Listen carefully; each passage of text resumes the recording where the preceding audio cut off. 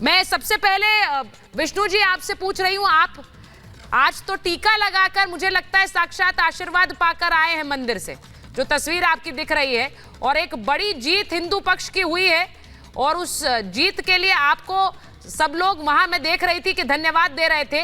क्या मायने हैं इस जीत के आज की? नहीं, देखिए, बहुत बड़ा ऑर्डर है, बड़ा हिस्टोरिकल ऑर्डर है। और मुझे लगता है कि जैसे जस्टिस के एम पांडे ने 1 फरवरी 1980 से दिया था, आज मैं इस आदेश को उसी के कंपैरिजन में देखता हूं।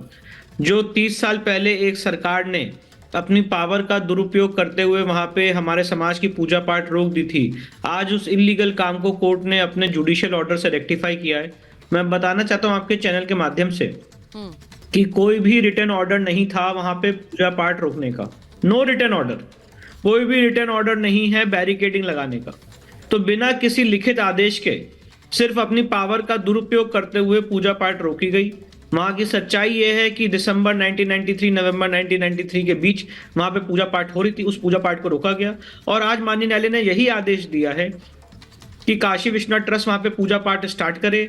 जो मूर्तियां उस तहखाने में मिली थी, उन मूर्तियों की पूजा पाठ की जाए।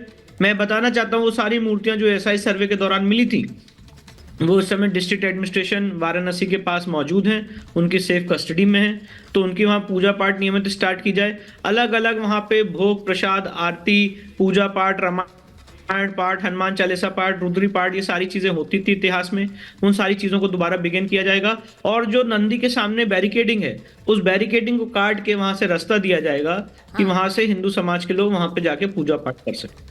मैं आपसे विष्णु जी ये पूछ रही हूँ, व्यास जी का तहखाना जहाँ पूजा का अधिकार आज मिला है, ये बहुत बड़ी जीत है हिंदू पक्ष के लिए।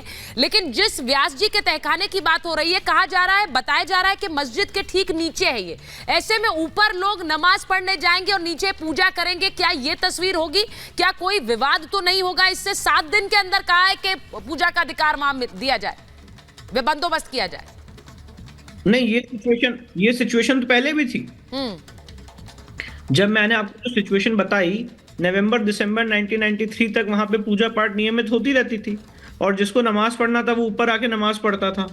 तो जो हम तो वही सिचुएशन की मांग कर रहे हैं कि हमारी जो पूजा पाठ रोकी गई इलीगल ढंग से, उस पूजा पाठ को रेस्टोर करने का आज माननीय न्यायालय ने आदेश दिया है। तो विवाद की बात ही नहीं आती है, ये तो कोर्ट का आदेश है, जुडिशियल साइड में कोर्ट का ऑर्डर है, और राज्य सरकार को और सारी सरकारों को इसको कंप्लाई करना है, और जो मुस्लिम पक्ष है उसको भी इस ऑर्डर को कंप्लाई करना है। जब तक हायर कोर्ट इसको नहीं पलट देती है, तब तक आज की डेट में लीगल पोजीशन ये है कि ये ऑर्डर जो है वो प्रभावी है। आप और प्रभावी ऑर्डर है, तो इसलिए इसकी कंप्लायंस। देखिए, आपके इस फैसले के खिलाफ मुस्लिम पक्ष कोर्ट जा रहा है। उन्होंने कहा है कि ये सही नहीं है और इसीलिए वो कोर्ट जा रहा है। आपने कहा ये पहले की व्यवस्था थी, फिर ऐसे में दिक्कत नहीं होनी चाहिए। अगर ये व्यवस्था पहले से भी हो रही थी, दोनों चीजें एक साथ हो रही थी, तो दिक्कत क्यों है? वो मुस्लिम पक्ष अब कोर्ट जा रहा है इसके खिलाफ कि ये पूजा का अधिकार ना मिले। दिक्कत इसलिए है जी, दिक्कत इसलिए है कि जैसे कोई आदमी धीरे धीरे आपकी टेरिटरी कब्जा करता है, आपने चाइना को देखा होगा कि धीरे धीरे आपकी हर एक टेरिटरी पे उसका विस्तारवादी रवैया रहता है।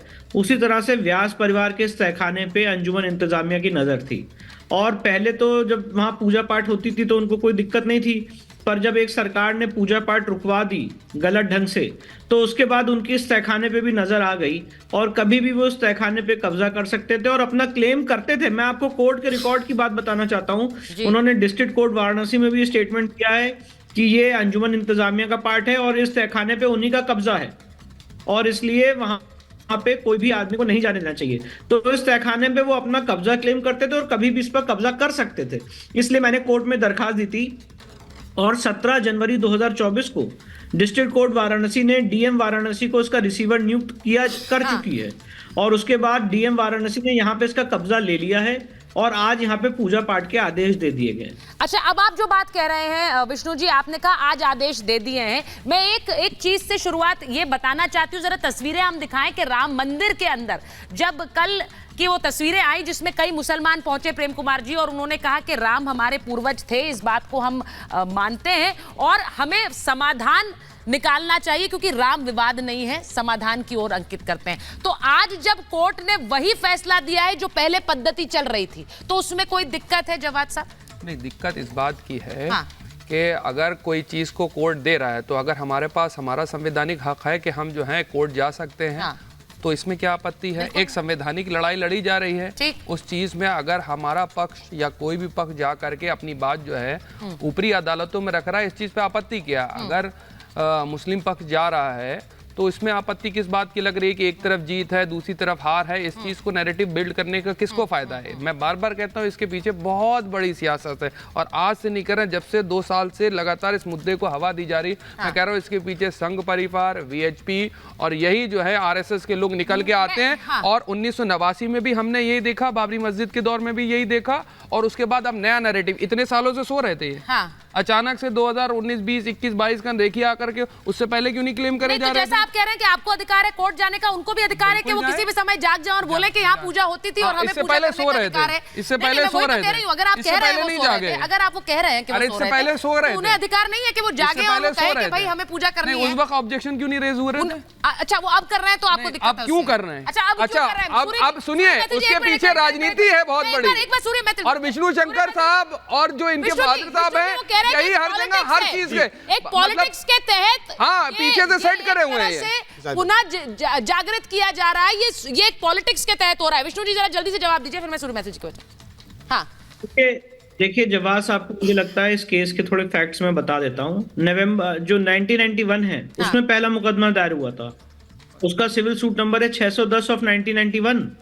610 से ये जो है मुकदमा 1991 से चल रहा है। उसके बाद और भी मुकदमे आए, सारे मुकदमे साथ में क्लब किए गए, जिसके इस समय डिस्ट्रिक्ट कोर्ट और डिस्ट्रिक्ट जज में सुनवाई हो रही है। तो ऐसा नहीं है आज मुकदमा आया है जवाब जी, अपने फैक्ट्स को थोड़ा करेक्ट कर लीजिए। नवंबर 1991 में प्लेसेस ऑफ वर्शिप एक्ट जब लेकर के आया गया इस देश के अंदर, और उस देश के अंदर जिस वक्त डिबेट हो रही थी लोकसभा और राज्यसभा के अंदर, वहीं से पारित होकर के आया ना, इसी देश की संसद ने पारित करा। और लोकसभा के अंदर सुषमा स्वराज जी थी और राज्यसभा के अंदर आप देखेंगे जाकर के अरुण जेटली साहब थे। उसके बाद ये डिसीजन निकल के आया गया, और खास तौर से मथुरा और काशी का भी उस डिबेट के अंदर जिक्र है। आप मानेंगे नहीं किसी चीज को, दिक्कत इस चीज की है, जिसको मानना होगा वो मानेगा, जिसको नहीं मानना वो नहीं माना।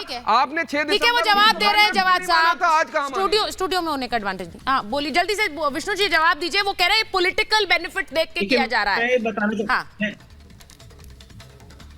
नहीं, इसमें कोई पॉलिटिकल बेनिफिट नहीं है। कोर्ट की प्रक्रिया है। कोर्ट किसी पॉलिटिकल पार्टी के आधार पर नहीं चलती है। कोर्ट एक इंडिपेंडेंट बॉडी है जो अपनी इंडिपेंडेंटली काम करती है।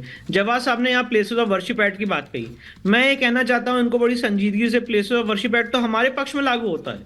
वहां पे पूजा, आप थोड़ा डेट इसको नोट करिए। प्लेसेस ऑफ वर्शिप एक्ट आया है जुलाई 1991 में, यहाँ पे पूजा हो रही थी नवंबर 1993 तक। सेक्शन 3 क्या कहता है जवाब भाई प्लेसेस ऑफ वर्शिप एक्ट का, कि जो जैसी स्थिति है उसको वैसे ही रखा जाएगा। तो स्थिति बदली किसने?